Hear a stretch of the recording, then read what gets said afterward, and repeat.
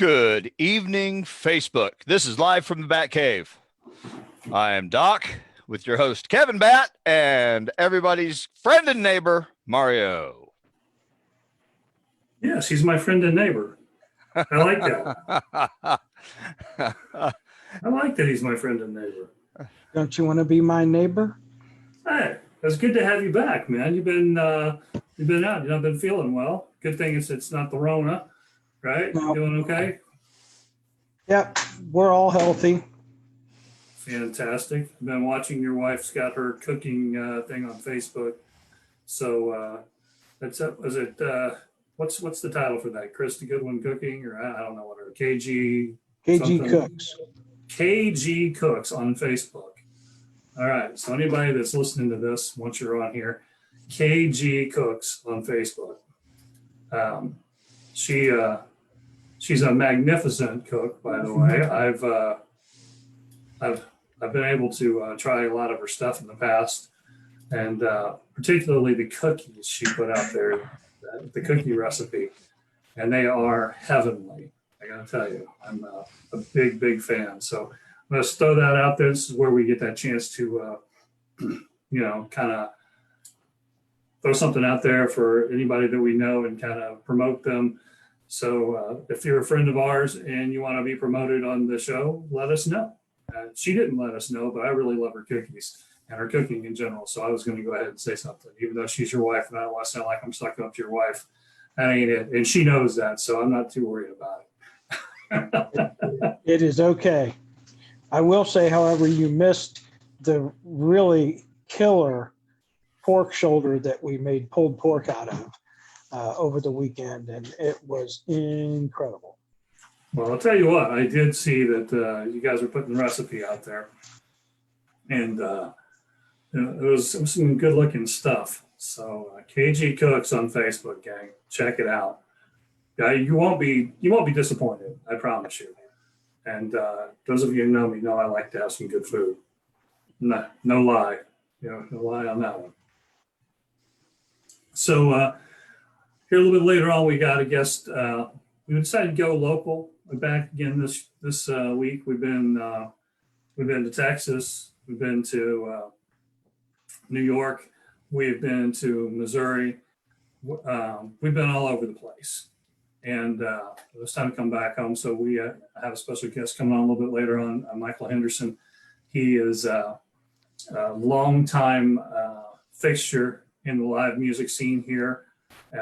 He's an awesome keyboard player. I've had the pleasure to see him play live, and I've really enjoyed what he does. I know he does a lot more than just play keyboards in that band. He does the booking. He does a lot of the stuff that gets not noticed behind the scenes. I believe he takes care of the sound and all of that, and they always sound great. He's with the headliner band, so he'll be on here shortly. Wait till you hear some of the cool stuff in his backstory and some of the cool people he's known. And we even have a tie-in with our guest from last week with him. So that's going to be kind of neat too. So stick around for that. So Zach, I don't think is going to make it today for sports. So we are not nearly as cool as Zach, and admittedly so. But, we felt like there were a few things out there that was worth mentioning. So if you're a Colts fan, if you're listening to this show and you're not from Indianapolis area, we're always going to talk about the Colts. We're all Colts fans. If you want us to talk about your team, feel free to sign on and talk to us in the comments. We're always looking at the comments. We'll talk about your team. May not be what you want to hear, but we'll be happy to talk about your team. So speaking of the Colts, sad news today. Longtime defensive line coach John Tierlink died. He passed away. A lot of people are like, okay, line coach, whatever. But can we throw a couple of names out at you? Dwight Freeney, Robert Mathis. These are the kinds of lines that John Tierlink coached. He was played, or coached with other teams as well. I don't have the full backstory on him because I'm not Zach, because Zach would have had that for you. Apologize there. But, he's certainly a man who made the Colts defense fun to watch, and wanted to take a moment here and just, say thank you to him, and, God bless, so on and so forth. I know that wasn't really exciting news for a lot of people, but I'm a season ticket holder, and I was there the entire Peyton Manning era, and that included some of those great defensive plays by some of the guys in the defensive line there, and this guy had a lot to do with it. So, I always judge my team based upon what kind of fun I had watching them. Some people are like, if they don't win a championship, they're not any good.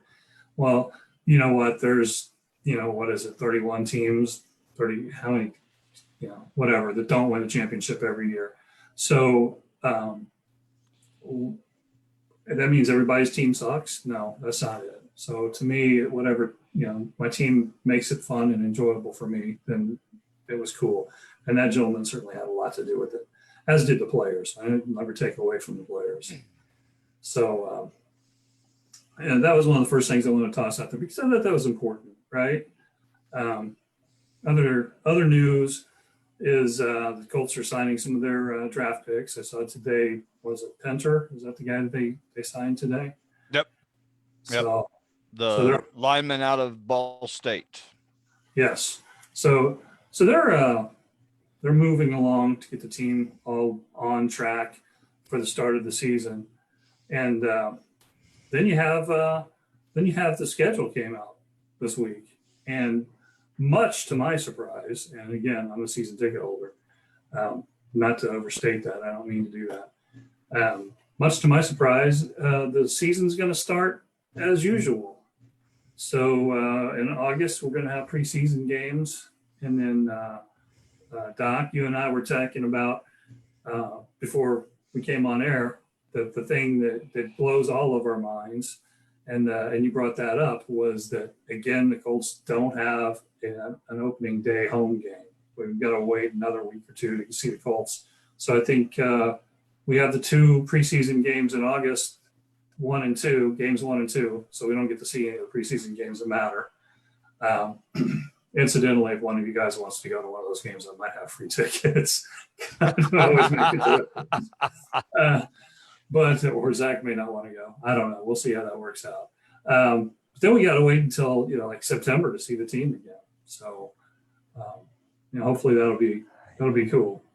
Well, and the bad part of that is we open on the road at Jacksonville, and it's been a pretty long time since we had a win on the road to open a season, or a win at Jacksonville. And so we might not be getting a very good start to the season schedule. What do you think there, Matt? Since you popped up on the screen. He can't even hear us. He's got his headphones off. Yeah, I can hear. I'm in communicado with Mr. Henderson. Oh, okay. With our guest? No, that's cool, man. Yeah, you take care of that. That's all good. He's having an issue finding the invite, which I had to search mine, and as soon as I accepted the invite that you sent me yesterday, it deleted the daggone email, which I'm sure Mr. Henderson's having an issue with because he said he couldn't find it either. So I got to look into that and figure that out. Well, Jim, if you'd like to take the reins for a second, Mario, I will. I'll send him that invite again. I will shoot it back out to everybody. Yeah. I guess. So let me just hit a reply all. Okay, so aside from the whole Jacksonville debacle, the other thing that I think is kind of the elephant in the room that we haven't even mentioned yet, and we just got started, so it's okay, is I'm a little concerned that our brand new quarterback, who is supposed to come in and allow us to get some wins now, while we let the young guy absorb a little bit, is already planning his retirement gig. He has already figured out exactly where he's going, what he's doing, and He's just counting off days. We just don't know what the number of days is. And that's a little concerning to me because it's like he's almost already checked out. And Did you actually read the article or look into it deeper? Because he said, and they're not even expecting him for 2 years. So, okay. and that's everybody that's talking. That's what they've been giving him and the Colts time together. Maybe it'll go 3. They already have a coach in place. He's not going anywhere at the moment. As a matter of fact, I believe they said he would be working with Mr. Rivers after Mr. Rivers got there. I don't know. We'll see. It just seems like he's already looking forward to retirement. No, I don't think so. I think he's just a smart guy who's just like with his game. He looks ahead and knows what to expect down the road. Hey, all right. Yeah, well, yeah. You know what? Look, we all knew that it was a 1-year contract. And why am I getting a video messenger call from Rock and Ron Cottrell? All right, this is too good to ignore. Oh my heavens! Hang on. Hi, Rock and Ron Cottrell. What are you doing? You're on live with. You're on live from the Battcave. So everybody say hi to Rock and Ron. Hi, Ron. So we're on live on Facebook, man. You should check us out.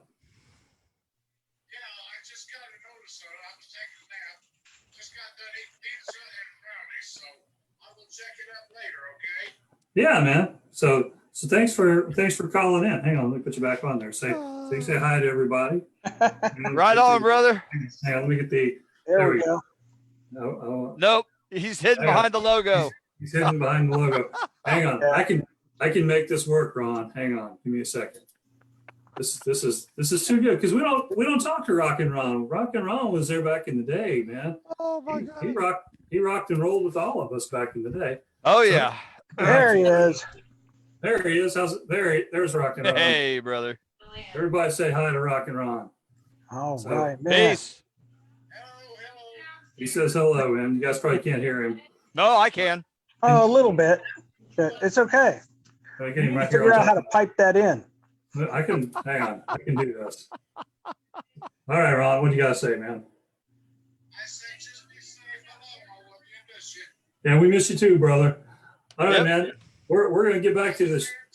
We're gonna get back to the show and watch a show on here. Maybe we need to get you on here sometime.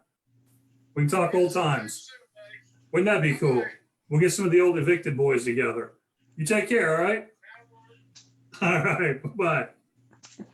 All right, gang. How's that? We got a surprise drop Call-in by. show. Yeah, there you go. That was pretty cool, man. That was pretty cool. All right, so let me get. Our phone lines are now open. Now that oh, wait a minute. Apparently they were open and we didn't know. Yeah, exactly. Yeah. Well, hey, you know what? Listen, I'm not. I'm not too proud to hop on the phone if we got call-in like that. Right? Fair enough. All Hey. right. All right. Dad, All right. I Stop. see. why is Mom upstairs so early? We're hearing something. I don't know what we're hearing. Who are you talking to? Well, I'm on Facebook Live, sweetheart. Ah, there we So go. they're all I hearing think that was you. Mario. No, actually, that was Lily. Still with That their dog. You what? Should be happy that I'm up there, you know? Kevin has froze. It sounds like you. Yes, he has. And it's I like it better this way. very comical. There we go. All right. I don't know what happened there. We had an internet connection issue. But I know, man. Yeah. Imagine a place where you. Oh, Yeah, I know. Well, this is one of those crazy kind of nights, right? Yeah. So I see Michael's there, but I don't see any video. So I don't hear Michael, any. can you hear us? Are you with us? Oh, Oh. there he is. Hello. There he is. Hey. All right. So, Woo! so there we have it. Don't know what that was. The melodious tones of Michael Henderson. Yeah, it doesn't matter. You know what? I tell everybody this every time they come on the show, right? And that is, we're amateur as, right? Oh man, they must have cut out there again, right? So you know, it is what it is. So we're amateur as can be, and you know what? It is what it is. Yep. So welcome to the show. Hey, thanks for having me. Hey, no problem. I don't know why. Let's get you up there so people can see what you look like. There you are. For some reason, it wasn't popping back and forth like it should be. So, again, like I said, welcome to the show. Keyboard player currently for the headliner band. Most people know you from that. You do the Dude Daddies, which is kind of like your duo. And I understand you probably have a couple other little things that you do down south, constantly keeping yourself busy, except for this crazy time right now where we're all wishing we were all out there playing, right? Anything I'm forgetting there? Any of the other groups that you want to that you're playing currently part of that you want to give a shout out to? No, headliner keeps me really busy and do daddies, but I kind of gave that out a couple of years ago. Do any other stuff? That's cool. I mean, you know, we do the best that we can do, right? How is the whole Corona thing treating you? Right? I mean, we're all, I think, wishing we could be out there doing something. I know I like to be out there playing. I think you and I talked for a second last night when we were getting you set up to come on to the show, and you talked about you've been on the road playing for quite some time. How long? I can't remember how long that was. I started 55 years ago, and I was 13 and played in front of an audience. And hey, they started throwing pennies at me because they liked the band. I said, hey, I can make money at this. So I started playing out professionally when I was 14 in bars because I was always a big dude, you know, and everybody thought I was 18, so they let me play in bars. So I started out kind of young and playing in bars and getting my talent, you know, kind of honed in. And this COVID-19 stuff, I tell you, I've not played in front of an audience since that long. So this COVID-19 stuff has really, you know, taxed my musical soul because I love to perform. Yeah, I'm with you there 100%. I always tell everybody. A lot of my friends are like, "Oh, Kevin, you're, you know, okay." I'll say okay guitarist. They say other stuff, which is ridiculous. But you know, it's like to me, I'm like, I'm really not a guitarist. I'm a performer that just happens to play guitar. For me, I'm not happy just sitting around the studio and the house playing guitar. I mean, it's okay if I'm getting together with my guys and we're having a good time, and that's fun and that's good. But I crave the limelight, if you will, and I can certainly feel if you've been doing it much longer and much more than I have, so I can certainly, you know, at least empathize with where you're coming from. Yeah, it's you know, you create a lot of energy from the audience, and you know that's my euphoria when I'm there playing and people are digging it, and I'm in this la la land and working with great musicians that I have, and you know you got half a headliner right here right now, but it's been a wonderful blessing that I had playing with you know the last guy that you had on last week. Uh, Eric Dwayne. yeah, I call him something else because his name is not. Me too. Me too. But guitar player I played with professionally, and you know he's an outstanding individual, and he plays really well. Plays the '80s style that I love so much. He, yeah, and you know what? He and I, we talk a lot, and he and I were discussing that, and he had a lot of really, really good things to say about you himself. So, Oh, a lie. well, you know, we all can tend to be a little bit like that, but you know, hey, I honestly, I was like, hey, man, that's cool. I didn't make the connection until he said something. And he mentioned one of the bands you guys played in. And I was like, oh, shit. I sat right there and watched those guys play. I never made the connection, right? So here we go. And so I snatched this, and there you are back there in the corner, right? And the dude with the big blonde hair, that's well, we called him a different name back then, but Eric Dwayne, who was the guy that was on here last week. So if any of you caught the show last week, that's what he looked like back in the day. That's when I met him, what he looked like. And man, I'm sorry I didn't meet you then. That would have been really cool. Yeah, Jeff was the singer, and he has a hell of a voice. He passed away a few years ago. Yes, I'd heard that. Yes, he did have a hell of a voice. I remember. Those are some good days. So kids, there were old dinosaur days when we actually had rock and roll clubs, and people like Michael here and Eric Dwayne from last week would get in bands and travel from city to city to city to city and state to state to state and play for generally for a week. And so you knew when a band was coming around if you liked them, and you'd go see them. And if they weren't at the club that you normally hung out at, then you'd drive the other side of town and catch them. And that's the way we used to rock and roll back in the day. You always had something new. We did over 300 shows a year. Wow. That's rocking it, dude.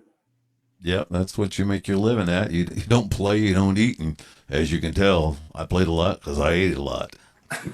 Well, we could probably say the same thing here. But mine wasn't from all the playing.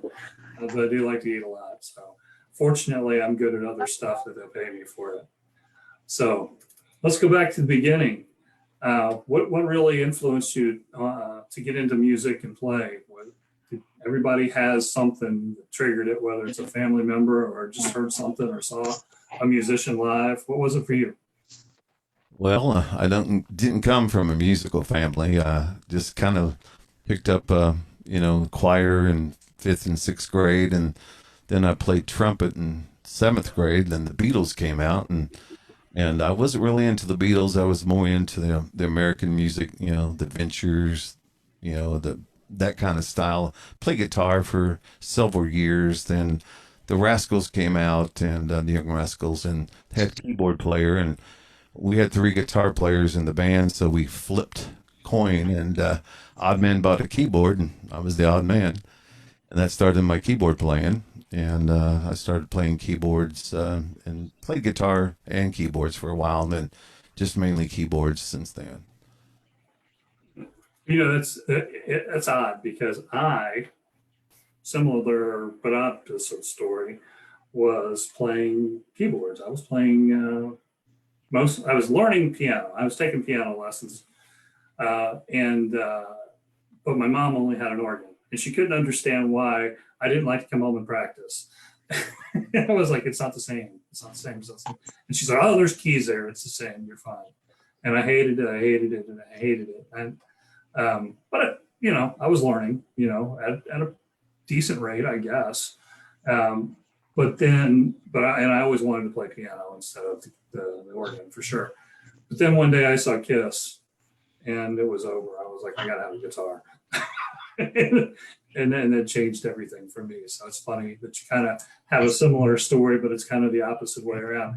Have you ever looked back and said, man, I wish I would have been the guitar player, or has the keyboard done well for you? I mean, obviously it kept you busy, but I mean, ever look back and wonder? Not really, because being a keyboard player, I have all the tones. I have the guitars in my. It's not the same feeling, but it's the same tone. So you get lost into the feeling. I got guitars here, and I got pianos, I got organs, I got strings, and when I play, I'm in euphoria. My eyes are closed, and I'm in a different place because it's got the whole orchestra to my hand. So, not really. I mean, I love guitar. I still play guitar. I have a Strat and a Martin and acoustic, and I get them out and play. But I'm a keyboard player. I'm a knob turner, and I just love playing keyboards. Hey, so I got a question here from Sean Charlton for you, and it says, who has Let's see. Hi, Sean. He's influenced you to play and live music since he was 7 years old. What motivates you to always update and stay current with new gear, PA, keyboards, etc.? You're always evolving and adding new things. Oh, Sean, let me tell you about Sean. I mean, yeah, 7 years old, and I was playing in his dad's band, and he's got an extremely good band right now. It's called Jackson Way, and he used to come in and sit in with us and play, and he had the heart. What keeps me motivated is that it's the drive and the new stuff, the performance, the producing what you see on stage. The light show, the production. It just keeps me updated and current because that's what our industry needs and what your audience wants to see. And Sean, I would tell you, I've seen him from 7 years old to just recently, and he's an extremely good player. Let me throw one in there for you. I'm just going to speak for you a little bit here. And I don't even really know you. Class D amplifier, Sean. And I'm sure, just like all of us, that when we had the big folded bins and the rack full of amplifiers that weighed, I don't know, Doc, how much did that rack weigh that we used to use? Yeah, right. It's heavier than that. Yeah, it's the heaviest thing I've ever rolled around with musical gear in it. Well, empty, I think it weighed about 80 pounds. And then when you loaded a couple of CS 800s and a couple of CS 400s in it, it weighed about 6 tons. Yeah. It felt like that anyway, right? So Right. I'm going to imagine you agree with that, right, Michael? Yeah, probably toting a B3 around upstairs. Yeah, 400 pounds, and yeah, I dropped Leslie. two Leslie's and a Fender Rhodes that weighed 200 pounds. Yeah, that's why I got so many broken toes. So there's a really good reason to stay up to date. That's right. I'm gonna carry on the B3. I've got a nice organ on my Nord. Well, I think we talk about that as musicians that play out all the time. I don't know that unless you hang out with a band or you have band member friends and family, I don't think the people respect or understand the amount of work that goes on before what you come in to see. And there's a lot of heavy lifting that goes on before and after the show. And so that's always a motivation for me anyway, to stay with the newest stuff. Even some of my amplifiers, I've gone to stuff that the Black Star makes, does a really good job of getting the tones that I used to get with Marshalls back in the day. And those Marshalls weighed probably about 20 pounds more than these Black Stars. And over time, that matters, Yeah, I always say we play for free. You pay us to set up and tear down. So Bob and Maria Grisham are here with you, Michael. They wanted to let you know that they're here. So be sure to say hi to them. Hello. So, hi, Bob and Maria. Thanks for coming to the show. It's always fun to meet new people that are fans and friends and family of the people who come on. We'll just start a new segment. It'll be Ask Michael. No, Put your comments below. No, seriously. You said ask. And what I've been saying more in the shows now is that if you got any questions, hey, put them over there. And as I see them pop up and we get a break in between the conversation, we'll throw your questions out there. We're interested in hearing what you have to say too. The guys here, they know I can talk all night long. So, but please toss those in there because some of the stuff you're going to ask could be a whole lot more interesting than what I'm saying. What you get with us is you got musician to musician, and it's oftentimes it's kind of cool to see what people who were not musicians are thinking and what their questions are. So please, I certainly ask you to go ahead and throw something up there if you can. So Michael, we're going to go back to early days. I cannot go through this interview without bringing it up because we live in the state of Indiana. You're from Seymour, Yep. which is a small town. Yep. You lived in a small town. So parents lived in a small town too. Yep. See where we're going with that, right? Oh yeah, you're talking about Mr. Mellencamp, I bet. I am talking about Mr. Mellencamp. I think that our listeners would like to know a little bit, and our viewers, I guess, too, would like to know a little bit about that. You knew him, so We shared, we shared a band called Crepe Soul, and he was a background singer for Crepe Soul, and the main singer. If you go onto my website, michaelshenderson.com, click on the Crepe Soul tab, and you see Mr. John Mellencamp talking to Obama and Biden about Crepe Soul, and the guy that taught him how to sing and dance was Fred Booker, gentleman of color that was just so good. He was the star of the show. So yeah, we hung around. He's about a few months, I think a month older than I am. We went to the same school together. Of course, John wasn't the star he was back then, but he always wanted to be. He had the drive, and he's a good guy. He really is. He stopped his production just because of a Crepe Soul guy. It was me. My wife said, "Hey, who's that?" Is over at Seymour at Cypress Lakes shooting Lonely Night video, and he stopped his production just to so we can be part of it. So yeah, John's made Seymour Boy real proud, and Larry McDonald is he owns This Old Guitar, and he's got this big mural of John in Seymour, and it's a shrine to Mr. Mellencamp, and I'm proud of him. Seymour Boy did well. that's always pretty cool. Anytime you know somebody who's successful, especially in what your passion is, it's good for the soul. And I'll go back to another thing. I went over and I checked out your website, which is www.michaelshenderson.com. So don't forget the S in there, guys. Check it out. It's worth checking out. It truly is. But I didn't have a chance to look this up, and maybe you'll help me out with this. You had a phrase on there that I thought was really cool. Let the music move your soul and fill your heart with passion.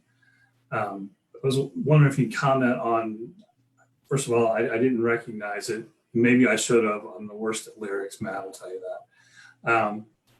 Maybe where that came from. That's an original post from me. That's how I feel. I really liked that. I was taken aback by that statement. I thought that was really cool. Wanted to bring that up. And in fact, we named the episode "Let the Music Move Your Soul." So when you see this out there, it says episode 7. That's where I snatched that from your line, because I thought that was really pretty cool. And that's since you're the guest, I wanted to go ahead and put that on there. I thank you. No, absolutely. That was really cool. We have a question from Mr. Edward McCullough. He says, being a keyboard player, what is your favorite riff? Favorite riff? Oh Lord, the hardest one you could play, I guess. I mean, it's taxing to learn notes for I never had a lesson in my life, and I always played. Being a guitar player, I strum C and try to find it on my keyboards.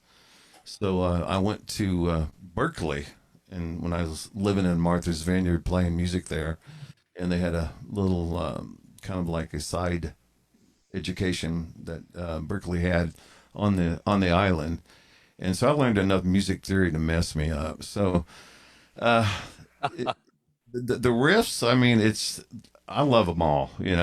I play what I feel, and I feel every note I play, and working with great musicians, that brings it out. And working with Doc is probably one of the best situations I've been in a long time.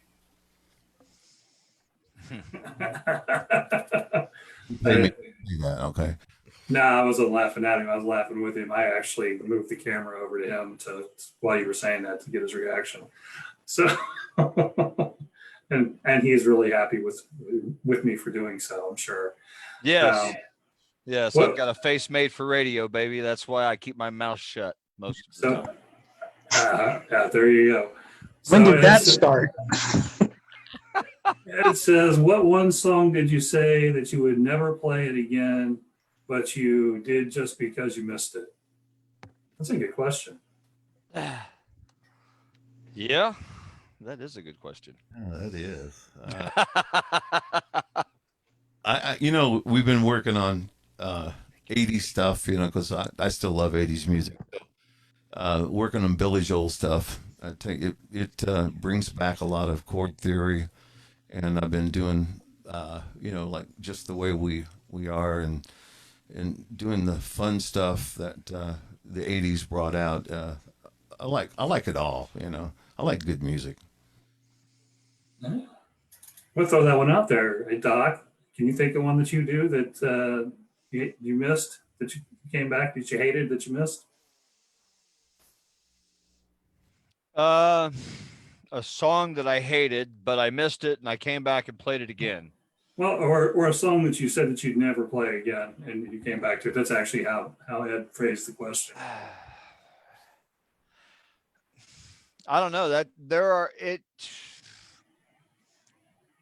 are a lot of standards that fall under that for me, but like Michael said, when you play with guys and you just get a groove going, doesn't really matter what the song is because you turn it into what you want it to be. That being said, I'd be the happiest guy in the world if nobody ever asked me to play Mustang Sally ever again. We'll say that too. But we could put together a triple record of great songs that we've all played so long in our careers that we don't ever want to hear or play again. But everybody else on the other side of the stage is going, "Hey, that's my favorite song." Yeah, that's a fair statement, and Mustang Sally is a fair choice. Mario, what about you? Is there one that you said you'd never do again, and all of a sudden you did it, and you were like, "Hey, that was pretty cool"? I don't know that I've done one that I have said I wouldn't do. For quite some time, I got a little sick and tired of playing and singing "Stealing." But I would be quite happy if I never ever had to play "Turn the Page" again. But you probably enjoy it if you got it back, if you did it right. Yeah, well, if we got together with Ron, I'd play it again just to hear him play the saxophone part on his guitar. But it's I knew that was coming. Michael's got it for you, man. There you go, man. It's a good song, but it's like anything, if after you've done it about 600,000 times, it gets a little old. I got a question for Michael. Yes, sir. So, Michael, my question is, when you transitioned over to keyboard, was there a keyboard player that you particularly gravitated towards? Was there somebody that really kind of caught your fancy and you thought, man, I wish I could play like that guy? There was actually three when I started doing them. John Lord, Keith Emerson, of course, and Rick Wakeman. Well, it's a good thing you picked slouches. With him, so we have to admire him. Oh man, yeah, those were some good ones there. Yeah. I mean, hey. There you go. And there's a great riff for you, Ed. I'm not sure that's his favorite, but there's a great riff for you. Maybe at the end of the show, we can get Michael to serenade us out with Fanfare for the Common Man. Oh, here you go. Absolutely. Sounds good. So you hit the road after the Mellencamp days. And so again, like you said, I pulled this off of your website because, like I said, there's some really good information there. So for a while you played in some country bands, and one in particular, I don't know if it was a country band or it was a pop band or what, but this kind of jumped out at me. The manager of the band was the same manager as Jerry Lee Lewis. Yeah, that was a Elvis impersonator. and we opened up for, actually, it was Big Star Productions. And we opened up for Mel Tillis, Frontline Husky, Jeannie Shepherd, and he took us to King Tech territory where Mr. Jerry Lee Lewis was at, and he was kind of putting on a weird show. So yeah, he booked the band for a while. Then I got out of country. Then I went with a brother band, and the guitar player was actually the guitar player for Aretha Franklin. And his brother, Bobby and Buck, who's Bird Taylor and Buck Taylor, you can look them up. They were actually with Don Cornelius and Sister Rose. And I got with them and toured for a couple years. Had a double set of drums and a white drummer, black bass player, black bass players. Say. But anyway, we went to Martha's Vineyard and took a place where we played at for a couple of years, and it was quite entertaining over there in Martha's Vineyard playing with these guys. And now Buck's a award winner, does a James Brown in Ireland, and look him up sometime. He's a hell of a singer, a hell of a performer. That's some pretty cool stuff. So I went through your list here, and so you have, of course, we already talked about the fact that you had played in the band with John Mellencamp, which is pretty cool for all of us here in Indiana. But you've been in bands where you've opened for Leonard Skinner. I got some friends out there who are always asking, why don't we ever talk about country? John Michael Montgomery, Neil McCoy, Neil McCoy, Daryl Singletary, Mel Tillis, Tanya Tucker, Rare Earth, a favorite of mine, by the way, Larry Crane, and this is my favorite one that's on here. I got to throw this one out here. A Flock of Seagulls. That one, it's kind of like the old Sesame Street, which of these things is not like the other one? And you ran? So I've got to ask you, out of all those, we're gonna double back on some of these because it's kind of cool that you got to open up for some of these people. But I've got to ask you this: of all of them, what was it like to open for Flock of Seagulls? Actually, it was one of the best concerts. Michael, the guy, his hair wasn't like a seagull then, but he had a hell of a band. He had I think a 20-year-old keyboard player that smoked, and he was just a really super nice guy. And we shared the stage, and it wasn't like they're the big stars and we're just the warm-up band or anything like that. But real people. I really enjoyed that. Was probably one of the better ones.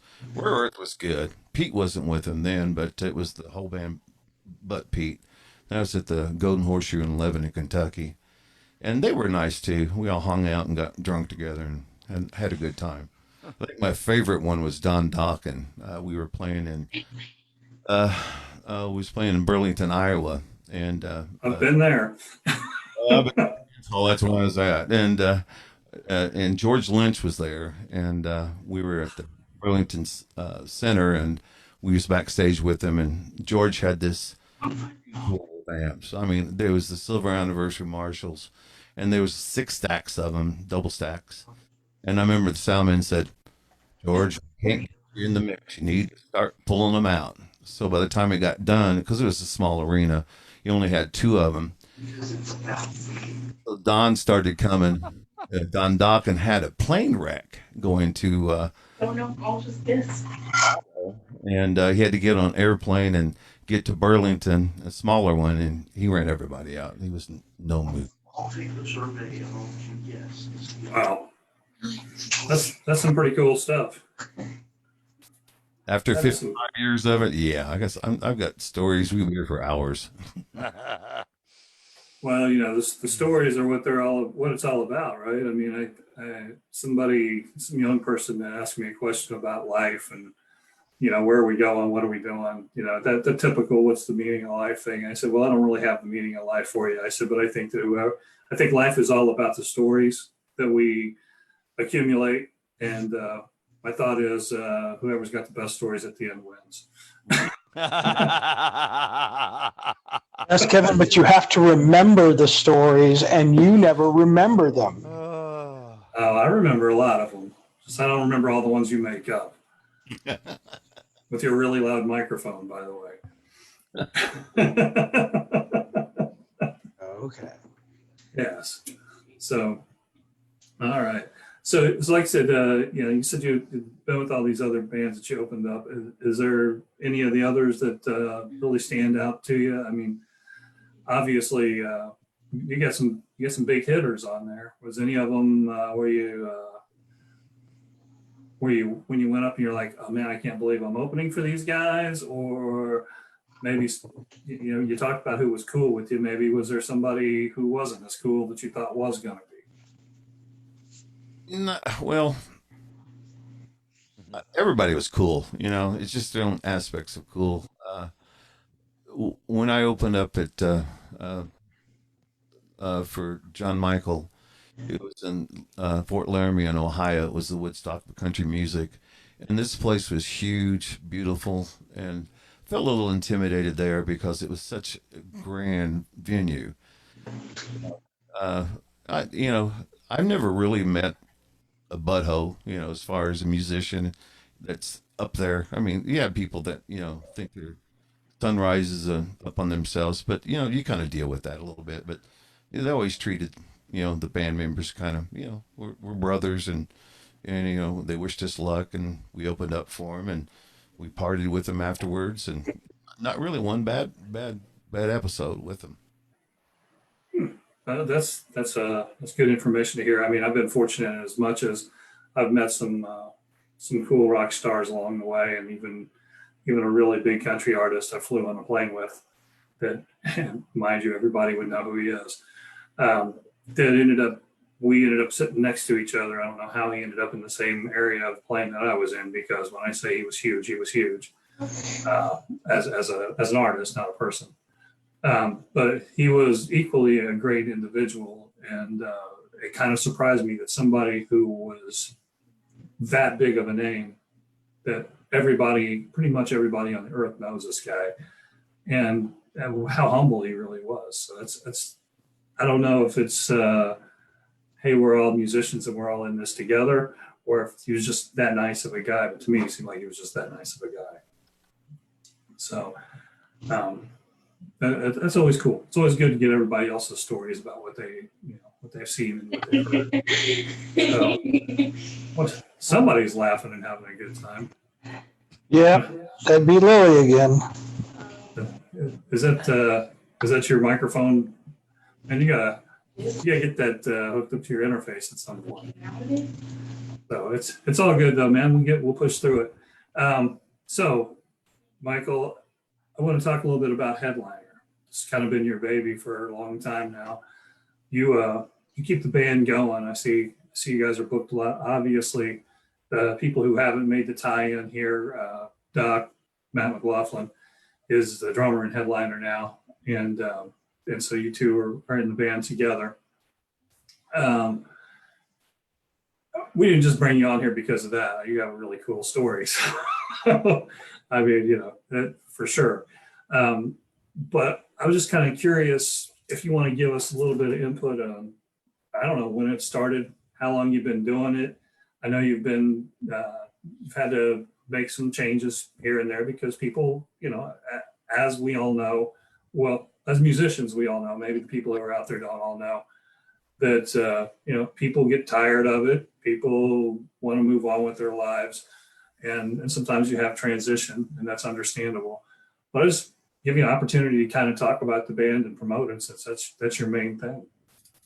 Well, Hellender started about 14 years ago, and Kenny and I was the guitar player, and myself. We were in a band called Long Shot, very successful band, great female singer, but with part timers, they don't want to work a lot, and being a true musician, I like to work a lot. So did Kenny. So we went with a ad in the paper. Actually, it was from Indianapolis, and they were looking for a keyboard player and a guitar player. And so we went up there and started messing around. And then we got started getting serious about it. And then the bass player kind of flaked out on us. So Don, which was the drummer, said, I know this guy named Jerry White.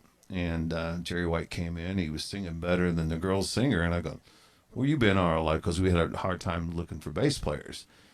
So we, Jerry, Kenny, and I, we decided to start the headliner band, and we got a drummer.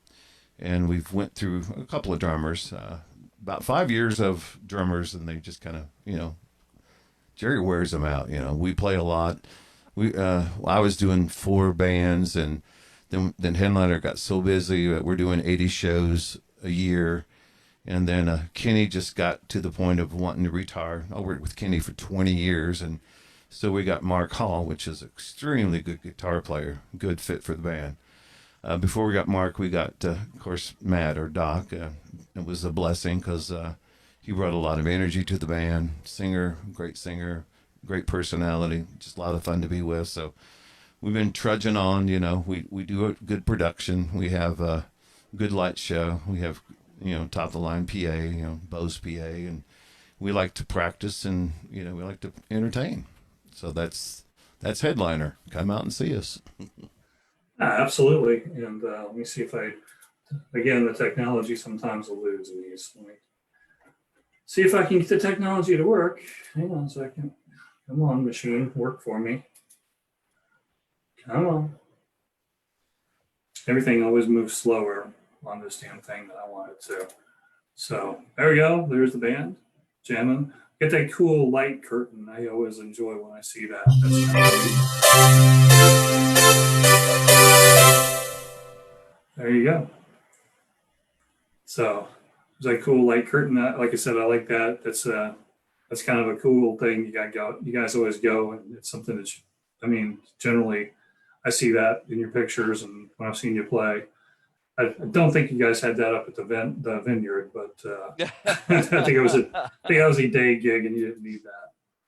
So it's some cool stuff though. Ocean drapes are fun. We have, there's one picture, I don't know if you've seen it or not, but we opened up for, actually we were Robin McNamara's band. And Robin McNamara had a 1970s hit called Lay a Little Oven on Me. Also, he was the star in the Broadway musical Hair. And we were playing at a concert, and we had all my lights up. And I have about 10 lasers and 30-something Par 64 LEDs and follow spots and about 20 different kind of special effect lights. And we set it all up with all the smoke, and it looks fabulous. I'll never let him tell me he doesn't have enough light to let me be seen by the crowd ever again. Oh, wow. He's got all the lights on him anyway.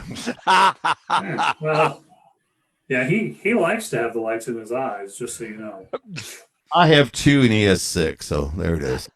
Yeah. Well, that's good. That's good. See, I'm glad that they treat you the same as you're used to being treated. Yeah, that's good. He likes the bright yellow ones the most. At 100% fader. Yeah. So Yes, it gives him a nice jaundice look.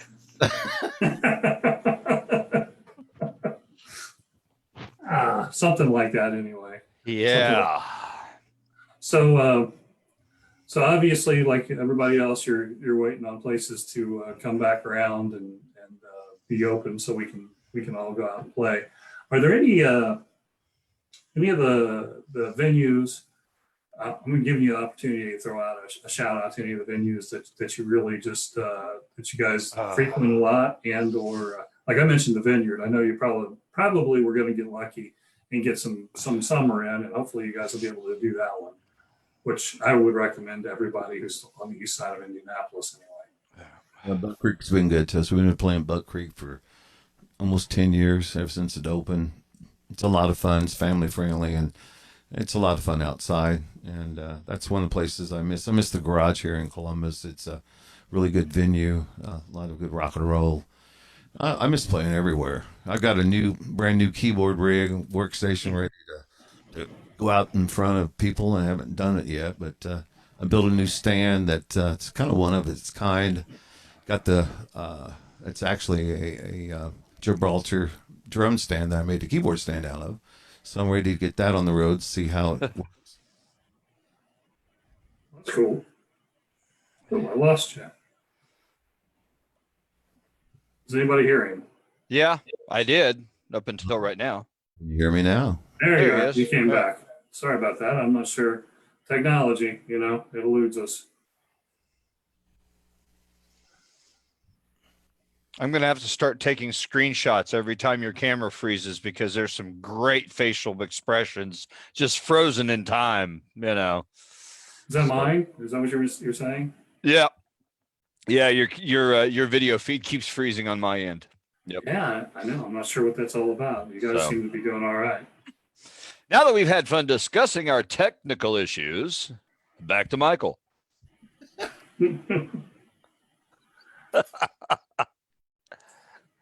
Are you still with us, Michael? I am here. Can you hear me? Yes, I can hear you. We're approaching the end of the show. So in previous days, we had a gentleman who used to play some music toward the end of the show. You want to play anything? Sure. You know Fred Cellophane, don't you? Doc. What's that? Fred Cellophane. He's Red cellophane. Yeah. my drummer. Yeah.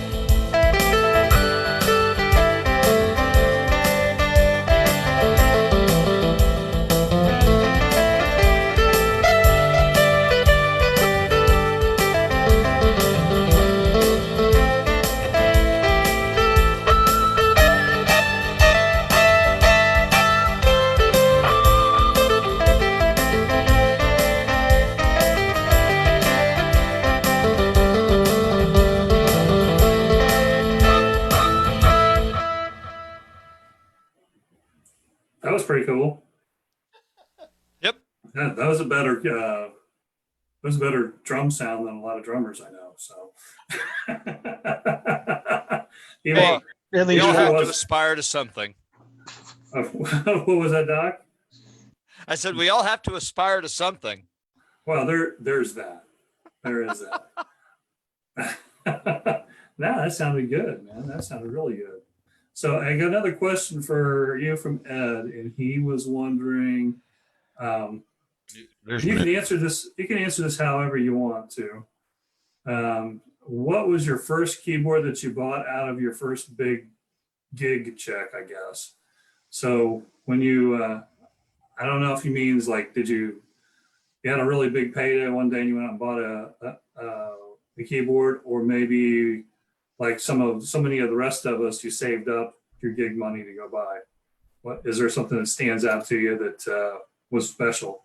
Yes, it was. In fact, I was 15.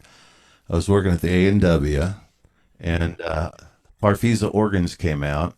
Of course, being a keyboard player, it was a lot of money. But what really, my dad wouldn't. Said, no, I bought your guitar, bought a trumpet. You're just going to give everything up. So I asked my scoutmaster, and he gave me the money to buy a Farfisa organ.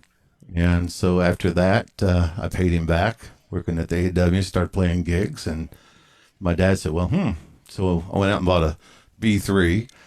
And B3s, cost several $1,000s back in the 60s. So keyboards are very expensive. This rack system here, I mean, I'm glad I don't carry a Hammond around anymore, but they're very expensive. I have to work 2 jobs in order to do it. Well, I can certainly understand throwing way too much money into at least you're probably in a lot more full time to where you're maybe getting a little more return on your stuff. I got a bunch of stuff back here that probably I need to be playing more to make up for the fact that I spent that money.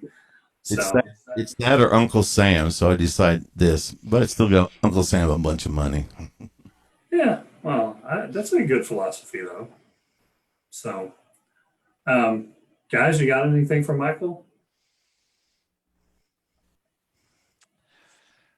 Love the silence. Yeah, you see him all the time, Doc. What do you got? Come on, there's got to be something. There's always something in a band. Come on, and you're the drummer. Maybe it's like, hey man, why do you wear those pants that are so sexy that I will have to stare at all day while I'm playing? Okay, I got a question for you, you Michael. went there, didn't you? I got one for you, Michael. Yes, sir. Has Matt ever fallen off of the back of the throne or the back of the stage while performing with you? Okay, now before he answers that, I will preface it by saying I warned Michael about this particular conversation over a year ago, especially when it came to you two boneheads. So he's already got the backstory about me falling off the drum riser when nobody told me there wasn't anything behind it. Can I answer that question? When does Doc don't fall down? He falls down when we're setting up. He falls down when we're tearing down. He falls down when we're getting in the trailer. He falls down when he's getting out of the trailer. Is that right, Doc? No, I'm done with you, Henderson. What's And that song? They fall down, but I get back up again. you don't have to even drink to do this. And I hope to see him fall down for many years to come. That's the problem. I'm sober. I don't know what the hell I'm doing. No, That all started. that's not a good excuse, believe me. Okay, I was there when The you were falling sober. down I know, all that's the started after he knocked himself out with a drumstick at a gig, and he hasn't been the same since. Well, I don't know. When he fell off the back of the drum riser, it was like, well, it was a drum riser that was on top of a stage. The Yeah. stage itself was about 4 feet in the air, and the drum riser was another 2 feet. And he fell. And it was an outdoor gig. I'm surprised he didn't roll down into the damn lake that was back there. Oh my gosh! Yeah. Wow. But Doc- I will give you forgot credit. I'll give you credit. You were being bothered a lot by some people who kept on walking around behind you. So Oh Hey, man. hey, Doc, I got one for you. Okay, I play big Hammond organ, right? And back in the days when they had shoes this tall, and I was probably 6'7", 6'8" with my shoes on. Oh jeez. I was a little buzzed, and then this stage was probably about 6 foot high. Rode my B3 backwards, and it fell off the stage, and the B3 fell on me. Oh. ow, that hurt. Ouch. That Yeah, hurt. Doc's not the only one that's clumsy. I also play guitar in the show band that I was played a little bit of both, and didn't have wirelesses back then, so I made this 50-foot cord, and I'm kind of running out there sliding on my knees playing guitar, and I got caught up in my own cabling, and I had a Fender Twin, a Fender Reverb, a bunch of a Bandmaster, and they all come toppling down on my keyboard. Oh. I had that happen to me. I was playing on a stage that's about 4 feet tall, maybe 5 feet, and I wanted to be all cool and go jump out onto the dance floor. And the problem, and I've done it before, I had a huge long cable, right? I didn't, it was before I had a wireless. I had this huge long cable. What I did not realize was as I was playing, I was moving, and clearly my cable was looping around my guitar stand, which was wedged in between a couple amplifiers. So when I went to go jump off the stage, the guitar stayed. so I'm on the ground, right? But my guitar is around my neck back here up on the stage, and I'm trying to finish the song. And the band's trying not to fall apart, right? Oh wow. Yeah, So, you had Eric on, and he took Dwight Farmer's place, and this Dwight Farmer's a hell of a showman, hell of a guitar player. he had this Liberty Beretta. I mean, it was a special made guitar, special edition. And he was, I mean, quite a showman. He would swing it around his neck and do all sorts of nasty things with it. So we was playing this big rock and roll show, and he says, I'm going to make this thing fly. So he spun it so hard, the strap locks broke, and it was banging across the across the lights, trusses, and fixtures. And it made the best. I wish I could have sampled that because he had 6 Marshall amps behind him, and it was going doing, doing, and he's running trying to catch it. Broke the neck off of it. Oh man, that's awful. But Dwight Farmer, he was his claim to fame was Wicked Angel. Did you ever hear that metal band?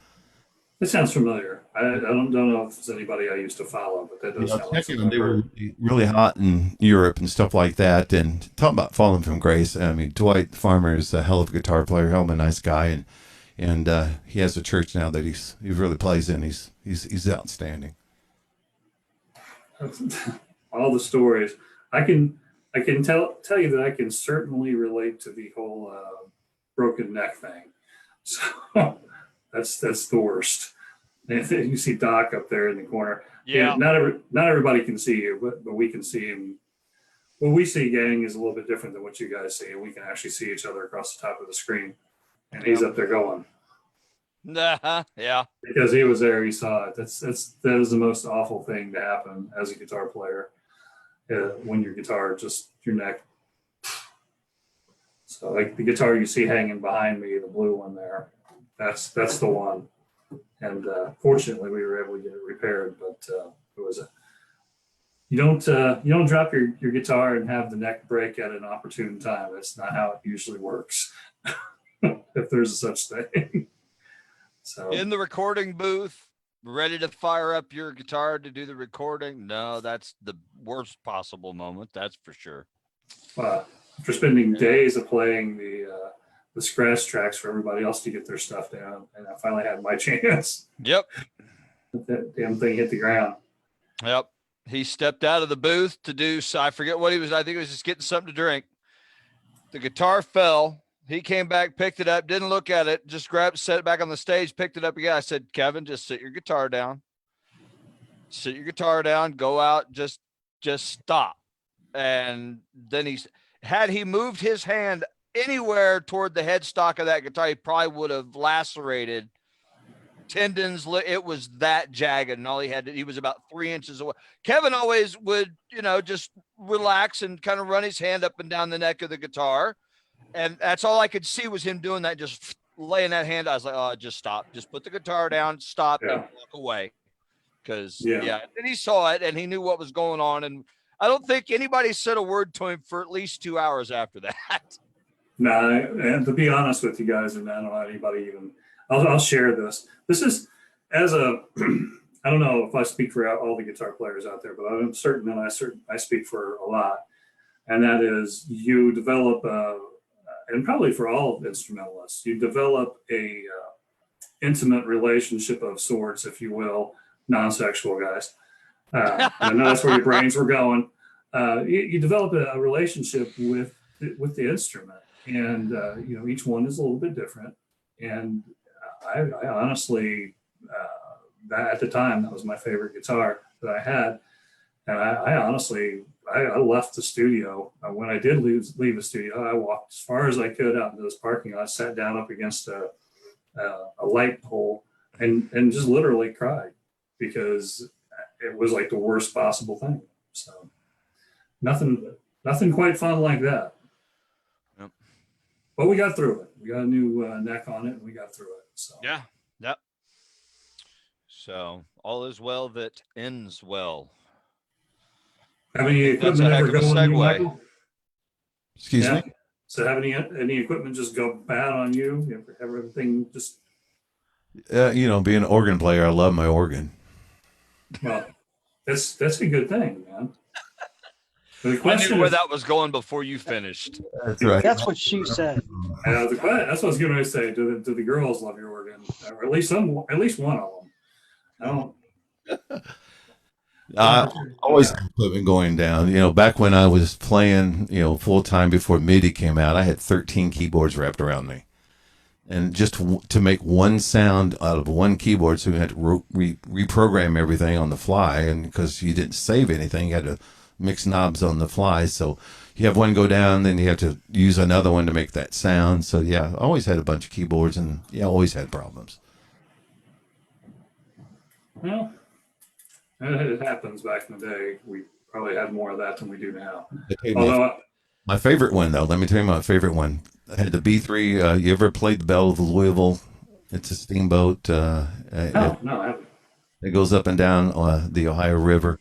Yep. Anyway, the dance floor and the stage is on the second level, and the gangplanks, it's only about, less than 2 feet wide. So we're putting this B3 all the way up, and we get to the very top, and the roadie drops it.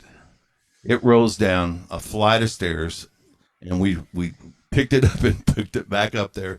Got on stage, fired the generator up, and it started playing. It was going. Oh Lord! I just destroyed a $5,000 piece of equipment playing the Belle of Louisville. So I had to play my Rhodes and played my Moog and get through the night. So got it down the gangplank and got it home. Fired up, was fine. So there wasn't enough power on the generator of the boat to spin the generators at the right speed. Yeah, well, that's a good thing. That was turning out to be a really ugly story. So many broken toes. Oh man, yeah, nothing like it. Nothing like we've dropped soundboards, we've dropped keyboards, all kinds of stuff off the back of the bus, after the back of the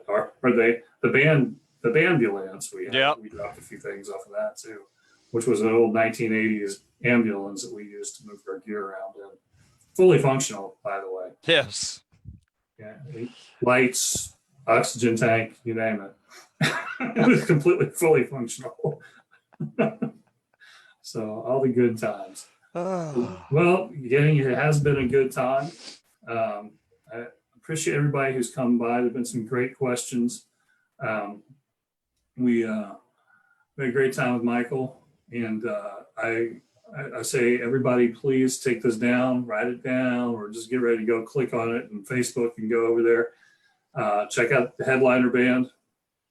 And Michael plays Headliner Band with Doc, Matt. Definitely when they're out there, they're definitely with somebody that's worth seeing. They got their thing down. Their sound is always immaculate, and their vocals are great. They're on it. So it's certainly a band worth seeing. If you've never seen them before, get out there, check them out. In the meantime, www.michaelshenderson.com. So don't forget the S in there. Go check that out. You can check out more about Michael, what he's done, what he's doing. We didn't get a chance to talk about you're recording a solo album. I know that we kind of mentioned that. I want to toss that out there for you. Is that something that we should be expecting soon? Yeah. I spent the last COVID quarantine putting this stuff together, but no, that's still part of the dream. All right. Well, yeah, let us know when that comes out. Obviously, you know how to get a hold of us. And let us know when that comes out. We'll be happy to plug it on the show for you. Look forward to hearing it. And thanks for coming on the show. Everybody check him out when you get a chance. Thanks for having me. Hey, we're happy. This is a good time. When I kill this, we're going to be on for a few seconds later. If you have anything you want to talk about afterwards, anything we missed or whatever that maybe we'd go back and talk about or whatever later, some other time, just hang in there before you log out. But as for everybody else, we try to keep this thing at about an hour and 15 minutes. Sometimes we succeed, sometimes we don't. I'd like to, again, thank Michael for being on. I'd like to thank Mario. I know we didn't hear from him much. He's having some microphone issues. He's going to get that squared away, I'm sure, because he's a tech savvy dude. And I'm going to assume that by next week, he's going to have it all worked out. We'll hear more from him because we need to do that. And thanks, Doc, Matt, for being here as well. And that being said, I guess we're going to wrap it up as soon as this software allows me to do it. There it is. So thanks again. I'm Kevin Batt. live from the Battcave. All of you be safe, be well, and we'll see you again next week. Thanks again. Take care, everybody.